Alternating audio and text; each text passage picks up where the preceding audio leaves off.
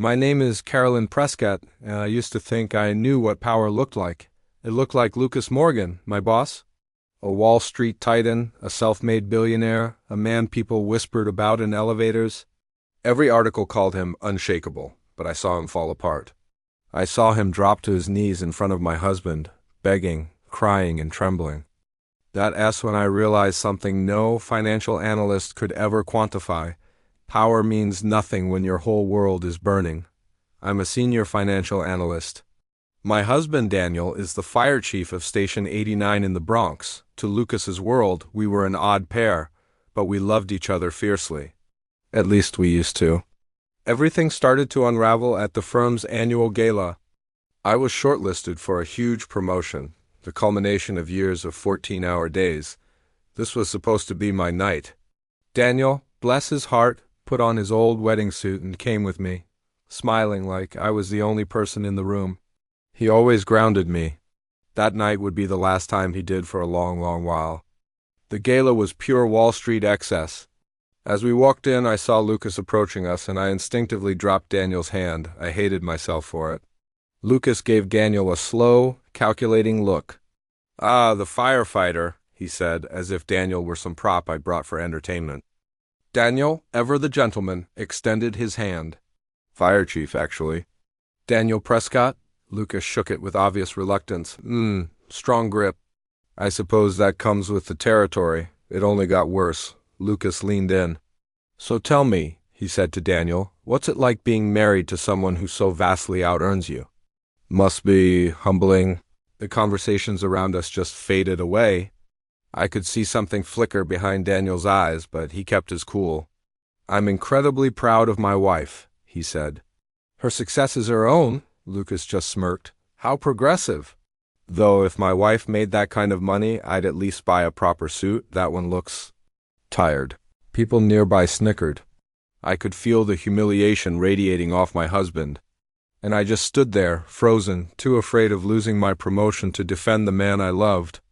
A few moments later, Daniel excused himself. Outside on the terrace, he told me, "I get that this is your world, Caro, but you let him talk to me like that," I whispered. I was trying to be professional.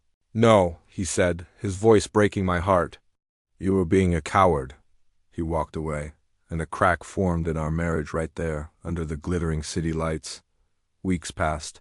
He was distant. I buried myself in work, waiting for the promotion. But Lucas gave it to someone else, someone less qualified. When I confronted him, he was blunt. "Loyalty matters, Caroline, and your husband embarrassed me. Think of this as a lesson." I was shaking with fury and shame. I went home and I snapped. I blamed Daniel. I yelled that he'd ruined my chance. And I watched something inside him break. He just grabbed his keys and said, "When you figure out whether you're married to me or your career, let me know." He left. We barely spoke for 2 months. Then came the fire. I got a hysterical call from Lucas's wife. "Caroline, please, our house. Madeline and Emma are still inside." Madeline was his daughter. Emma was his 5-year-old granddaughter. When I got to their estate, it was engulfed in flames. And then I saw him.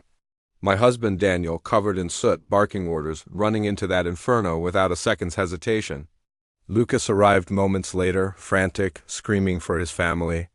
When Daniel emerged from the smoke carrying little Emma, limp in his arms, Lucas just collapsed. Emma survived. But hours later, they pulled out Madeline's body. She didn't make it. In that moment, all of Lucas's power, his arrogance, it all just vanished. He was just a father, grieving his child. And the man who saved his granddaughter was the same man he had mocked. A week later, Lucas showed up at my office. He looked a decade older. He asked to see Daniel. I took him to the fire station. And then it happened. Lucas Morgan, the unshakable titan, dropped to his knees at my husband's feet, sobbing. "I was wrong," he cried. "I was cruel. You risked your life for my family. Please, forgive me." Daniel, stunned, helped him up. "I was just doing my job," Lucas whispered back. "No, you were showing me what real worth looks like." Lucas offered me the director position again. I didn't take it. That night I went home and told Daniel I'd accepted a job at a smaller firm with better hours and better values. And for the first time in months, he smiled at me, a real smile. We just stood there in our kitchen, holding each other. No promotion could ever replace that feeling. Lucas changed. He started a foundation in his daughter's name. He donates millions to burn units. Every year he visits Station 89 with his granddaughter. They say power changes people, but sometimes it's losing everything that truly changes them. And sometimes nearly losing the person you love shows you what success really means. It's not a corner office. It's coming home to someone who loves you enough to forgive your worst mistakes. Thanks for watching.